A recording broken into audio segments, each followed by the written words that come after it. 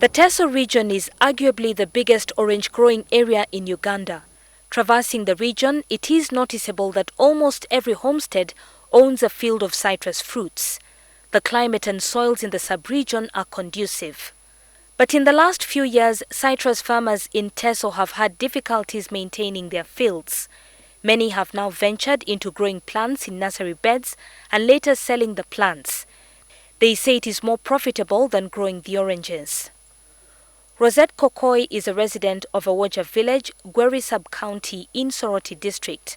She owns and manages a number of nursery beds with over 900,000 seedlings for oranges and mangoes. This is the demand that is in the region, in the country.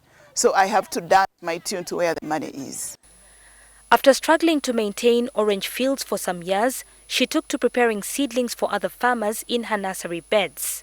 I do nursery because it has a bit of quick money. She says this is a general trend in the Teso region where many farmers are now shifting from cultivating citrus to preparing nursery beds and selling the plants, and which is more profitable. When you look at the region and Teso in totality, everyone is doing this because they've had major failures on their food crops. And a household that has even just 1,000 of these, at the end of it, he earns 1 million. Rosette operates 9 acres of land where she set up a greenhouse to prepare her orange seedlings. We also have specific varieties. We have Tommy Atkins, we have Kent, we have Kate. She emphasizes that whoever is interested in running a citrus fruit nursery business must invest in setting up a greenhouse. Without this greenhouse, it's very difficult to do this business because sometimes conditions are very harsh that even when you water, it just evaporates. So it's still very important that every farmer should have a greenhouse. Rosette explains the process from extracting seeds from the orange fruit to the preparation of the nursery bed. We squeeze them, we wash them very well, and then there are two ways.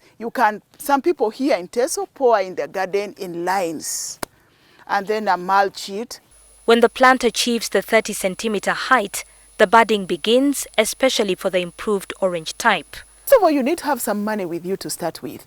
We buy the lemon seed from some suppliers, and then we put them in the nursery beds, and then some of them we grow them in the fields, others we plant the seeds direct in the bed. When they achieve a height of 30 centimeters, and then we bud them. In Teso here we do budding, not grafting like those in Luero.